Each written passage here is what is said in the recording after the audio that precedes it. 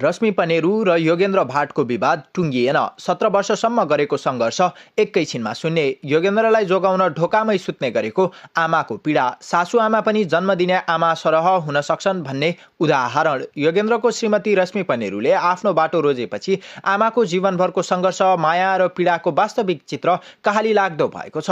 योगेन्द्रको आमाले भनेको छिन्, मेरो छोरा योगेन्द्रले 3 पटक आत्मदाहको प्रयास गरेको मैले थाहा पाएँ। त्यसैले पहिला योगेन्द्रलाई सुताउँथे अनि आफू योगेन्द्रले केही गलत कदम उठाउला भनेर ढोकामै सुत्ने गर्थे। एकातिर बुहारीले छोडेको चिन्ता, अर्कोतिर छोरालाई गुमाउने डर। 3 महिनासम्म योगेन्द्रको आमा राम्रोसँग निदाउन नसकेको बताउँछिन्। तर आफूले बुहारीलाई कहिल्यै पराई नठानेको र रश्मिलाई घरको लक्ष्मी ठानेर उनको नाम नै लक्ष्मी राखिदिएको उनी बताउँछिन्। इन्टरभ्यूको क्रममा मोमो बनाएर खुवाउने, पढाइमा साथ दिने र कहिल्यै कामको बोझ नदिएको सम्झना गर्दै गर्दा उनको आँखाबाट आँसु रोकिएको थिएन। रश्मि पनेरू र योगेन्द्र भाटको विवाद टुङ्गिएन। 17 वर्षसम्म गरेको सङ्घर्ष एकैछिनमा सुन्ने, योगेन्द्रलाई जोगाउन ढोकामै सुत्ने गरेको आमाको पीडा, सासुआमा पनि जन्म दिने आमा सरह हुन सक्छन् भन्ने उदाहरण। योगेन्द्रको श्रीमती रश्मि पनेरूले आफ्नो बाटो रोजेपछि आमाको जीवनभरको सङ्घर्ष, माया र पीडाको वास्तविक चित्र कहाली लाग्दो भएको छ।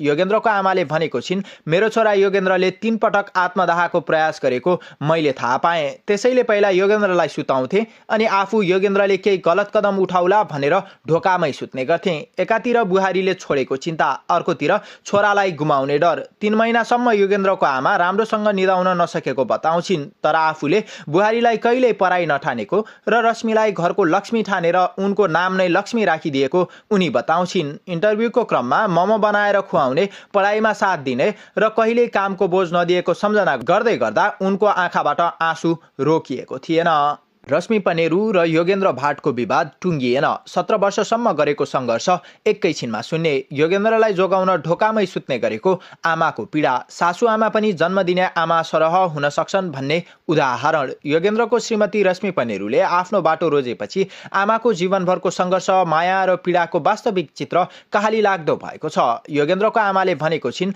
मेरो छोरा योगेन्द्रले 3 पटक आत्मदाहको प्रयास गरेको मैले थाहा पाएँ। त्यसैले पहिला योगेन्द्रलाई सुताउँथे अनि आफू योगेन्द्रले केही गलत कदम उठाउला भनेर ढोकामै सुत्ने गर्थे। एकातिर बुहारीले छोडेको चिन्ता, अर्कोतिर छोरालाई गुमाउने डर। 3 महिनासम्म योगेन्द्रको आमा राम्रोसँग निदाउन नसकेको बताउँछिन्। तर आफूले बुहारीलाई कहिल्यै पराई नठानेको र रश्मिलाई घरको लक्ष्मी ठानेर उनको नाम नै लक्ष्मी राखिदिएको उनी बताउँछिन्। इन्टरभ्यूको क्रममा मोमो बनाएर खुवाउने, पढाइमा साथ दिने र कहिल्यै कामको बोझ नदिएको सम्झना गर्दै गर्दा उनको आँखाबाट आँसु रोकिएको थिएन।